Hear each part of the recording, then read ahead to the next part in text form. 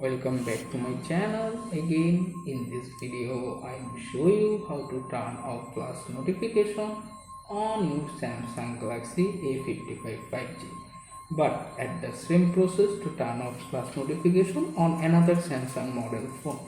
So let's get started. First, unlock your phone, open the settings page.